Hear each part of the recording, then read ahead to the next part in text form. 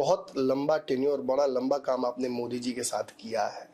आज आप मानते हैं कि भाजपा अच्छी नहीं है, कांग्रेस में भी आपने बहुत अच्छा समय दिया, आज आप मानते हैं कि कांग्रेस भी अच्छी नहीं है। Same goes with Prashant Kishor, उन्होंने भी दोनों के साथ लंबा काम किया है। सर, अंतर क्या आया? मतलब ये रियलाइजेशन अब क्यों हो रहा है आप दोनों को एक साथ कि दोनों ही पक्ष सही नहीं है? रमन जी, अलग अलग घटनाएं हैं। मैंने 2 बारी कांग्रेस पार्टी छोड़ा और 1 बारी बीजेपी छोड़ा जी। तो आज 15 सेकंड के अंदर आपको समझा दूं। 2004 की लोकसभा चुनाव में मैंने पूरी तैयारी की हुई थी और पूरा आश्वस्त था कि मुझे कांग्रेस का ही टिकट मिलेगा, क्योंकि वो मुझे देते ही थे, तो उसमें कुछ पूछने और नहीं पूछने की बात नहीं थी। जो उस समय के सांसद थे, जो फिर से अभी सांसद हैं 20 वर्ष बाद, श्री पप्पू यादव जी, उनके खिलाफ पूर्णिया में एक आंधी सी चल रही थी कि इनको नहीं बनाना है और आप आइए। तो मैं चल रहा था उस रास्ते। चुनाव के 15 दिन पहले ये महानुभाव ये रामविलास जी के साथ मिल गए और रामविलास जी का गठबंधन था कांग्रेस के साथ।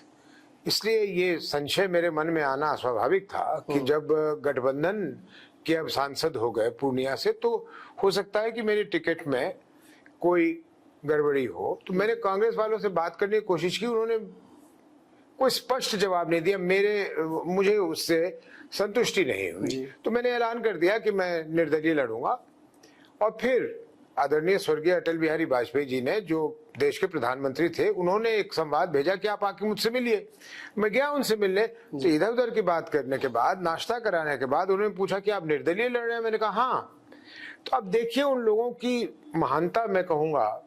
एक अदने से आदमी से देश का प्रधानमंत्री पूछ रहा है, लेकिन हमारी पार्टी में क्या खराबी है? जी। अगर प्रधानमंत्री किसी से पूछे, वो भी मेरे जैसे आदमी से जो कभी किसी पद पे ना हो, तो मैं थोड़ा सा आश्चर्यचकित हुआ।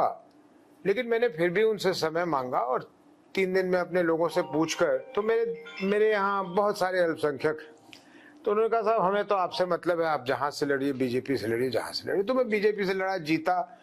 पप्पू यादव जी लड़े थे, वो नहीं जीते, मैं जीता। फिर ये सिलसिला चला 2014 तक।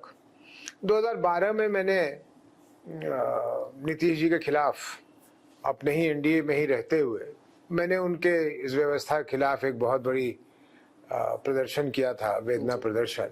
इनको चुभ गया ये हर चीज को, ये किसी भी आलोचना को सकारात्मक ढंग से लेने के बजाय ये व्यक्तिगत रूप से उसको ले लेते हैं।